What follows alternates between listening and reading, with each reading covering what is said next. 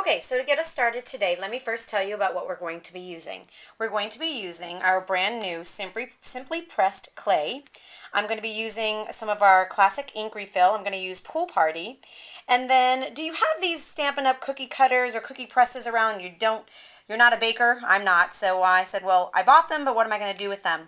So I'm going to show you how to use these today to do something kind of unique with them. With the clay, I'm sorry. In addition, I'm going to be using our silicone rubber pad, and if you have a rubber glove of some sort hanging around, I would strongly advise that you use one of those as well. Okay, so here we go. Okay, so our Simply Pressed clay comes in a foil pouch with a Ziploc on it so that it can be closed back up so that it doesn't dry out. So what I'm going to ask you to do is I'm going to ask you to go ahead and pull out a wad, I guess I would say, or a big clump of this clay from the foil package. And when it comes from out of the package, it is white. I don't know about you, but I find white to be pretty boring. So what I'm going to do is, the reason that Stampin' Up! I think made it white was so that you could make it any color you want. Now, people ask me, how do I know how much ink refill to use? Well, that's entirely up to you because it depends on how much color you want it to have.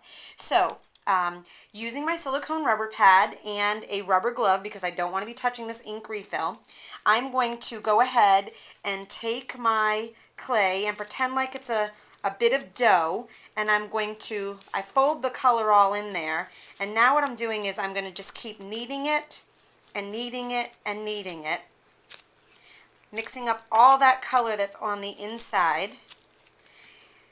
Doing it on the silicone rubber pad is a great idea for a couple of reasons. Number one, it will not stick. It will peel off of there. Number two, as the ink is getting worked into the clay, any excess ink or excess clay that works its way out of the mound will get worked back in. Alright, so I've kneaded that in a little bit, but I'm going to put in a few more drops and do the same process again. Now, if you also happen to get it on your gloves, it's okay. These gloves that I'm using are fabulous. I've been using the same glove over and over and over again. As I continue to knead it, I continue to work my fingers that have ink refill on them into the clay. And I'm also working it like a ball. Okay, so once you've got the right color and the consistency, some people, actually right now it looks kind of cool because it looks like kind of tie-dyed, so I might just leave it like that. So what I'm going to do next is I'm going to take my clay and I'm going to get it into like a little ball. And I'm going to kind of flatten it out a bit as if it were cookie dough. Okay, so ladies and gents, the key to a successful image coming out of your cookie press is allowing this clay to have a little bit of time to air dry. If it's still really damp to the touch from the ink refill, then it's going to stick.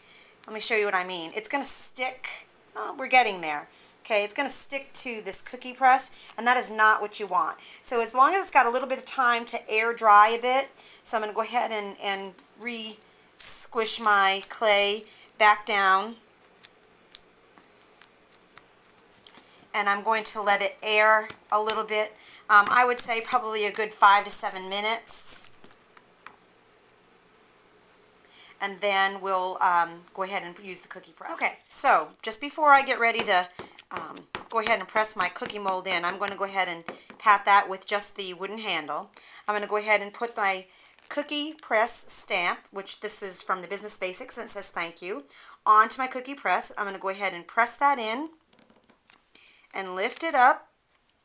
And as you can see, we've got a beautiful image that says thank you. Now, you can choose, I do not even want to attempt to use a punch to punch this out, but what I do is I use a pair of either my paper snips or my Craft & Rubber scissors, and I will cut around the image.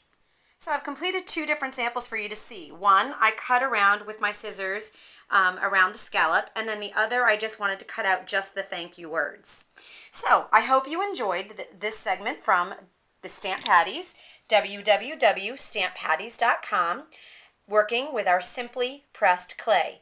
Make sure you stay tuned for episode number 2, where I'm going to show you a sunburst card, and I'm going to show you how I use this fabulous piece of clay to embellish that card. Thanks for watching.